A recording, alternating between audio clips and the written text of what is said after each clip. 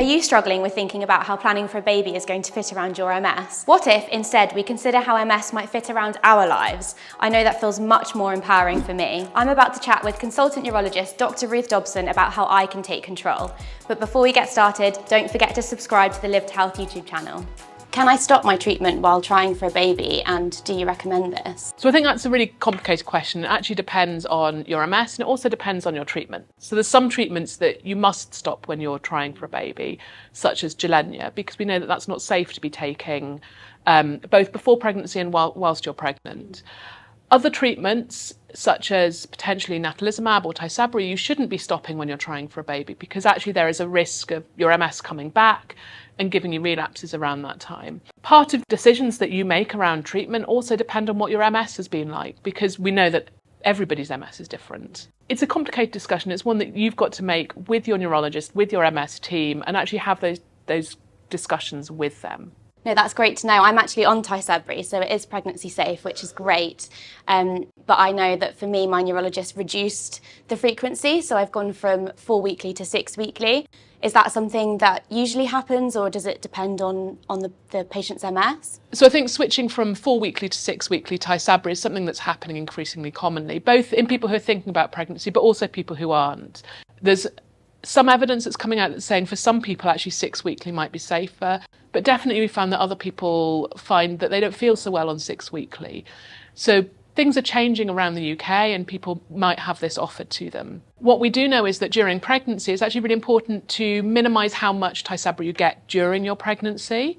And so switching to 6 weekly when you're pregnant for those 9 months does seem to have slightly less potential risk to the baby around some of the side effects that they might feel from Tysabri when they're born. That's great to know, because when it changed to 6 weekly, I had a bit of a freak out and thought, is this safe? Am I going to relapse? But that's great to know that it's not just my neurologist, that is a general kind of advice across the board. Yeah, so I think with Tysabri and with changing the frequency, it's all about balancing up, the risk of your MS coming back and the sort of more convenience of having it every 6 weeks. It's nicer. It means less hospital visits in a year. It means less time sort of in the infusion unit, more time having actually normal life. Yeah. And the evidence that we have shows that actually if you go to 6 weekly, it doesn't seem to cause more relapses. It doesn't seem to cause more problem with the MS. But definitely from what some of our patients say to us, they really find that it causes more symptoms, not relapses, but they just don't quite feel so well. So it's all about having those discussions and letting people know how you're feeling about it as well. Yeah, definitely. It would be great to know if you guys have had any similar experiences. Please do let us know in the comments below. I've not felt like I've needed any additional support from my MS team during my pregnancy so far or when trying to conceive, but is there additional support from someone's MS team or neurologist if they need it? Yeah, so I think, again, it comes back to the fact that everybody's MS is different and everybody's pregnancy journey is different as well. And some people have a more complicated route to getting pregnant than others. It's not always as easy as people might hope. I think that having those conversations with the MS team and letting them know what support you might need is really important, because I think sometimes MS teams can be more reactive than proactive. They respond to requests for help rather than reaching out all of the time. So I think letting people know if you do need that support. The other thing that is increasingly available across the UK is obstetric maternal medicine, where actually people with chronic medical conditions like MS get seen in specialist obstetric clinics and have actually discussions around their pregnancy and how their disease might impact on their pregnancy. Often there's neurologists in those clinics. They might not be MS specialists, but they will have communication with MS specialists. They'll be able to reach out to MS specialists.